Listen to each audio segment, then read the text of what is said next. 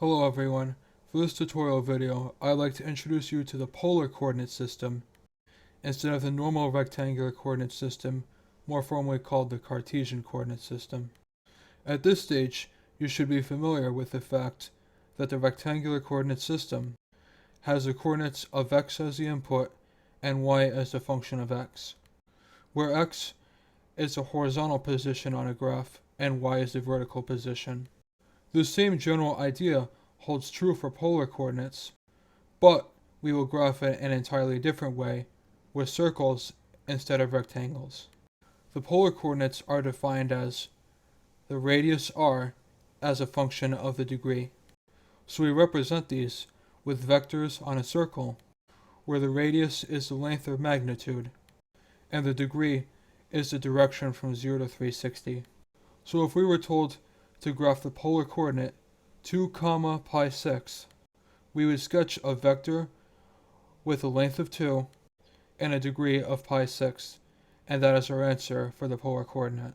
If we had negative 2 as the first coordinate instead, we would draw the vector backwards, just like how negative 1 is opposite 1 on the normal number line. Before we officially look at functions in polar form, it will be useful to know how to convert between rectangular and polar form in order to get the functions in their simplest form. Since we remember, polar coordinates are dictated by vectors on a circle, and we remember how vectors work in general, it follows that the x-coordinate is the radius times the cosine of the angle, and the y-coordinate is the radius times the sine of the angle. So that is how we go from polar to Cartesian. But if we want to go from Cartesian to polar, we would notice that x squared plus y squared equals r squared, from how circles work in general. Plug in what we know is valid for x and y. See that r squared as a common factor factors out, and that cosine squared plus sine squared equals 1. So we have just proven that the trig formulas for x and y satisfy the equation of a circle, and in conclusion, r must be the square root of x squared plus y squared.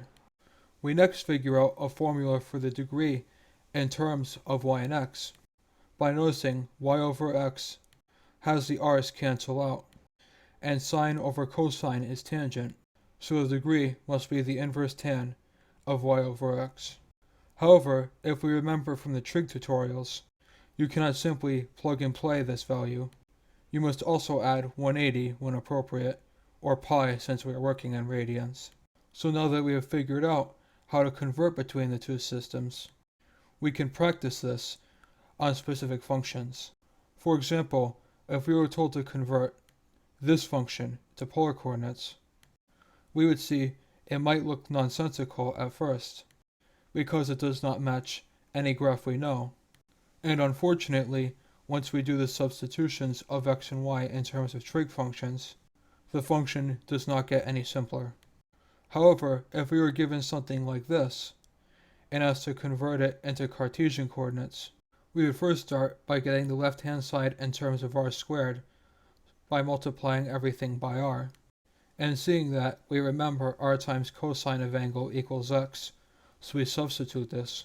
We see in conclusion the function is expressed also as x squared plus y squared equals negative 8x, which is very close to the equation for a circle, but the problem is that we are multiplying by x and not having a constant radius. So in some cases, you may get something in terms of a function you already know, but in other cases you may not. It all depends on the function in question. Now that we have figured out how polar coordinates work in general and how to convert between them and rectangular coordinates, we can discuss calculus techniques in the polar system, starting with derivatives. Don't forget to subscribe if you found this video informative, and make sure to see other tutorial videos, and follow me on either Facebook or Twitter for more content.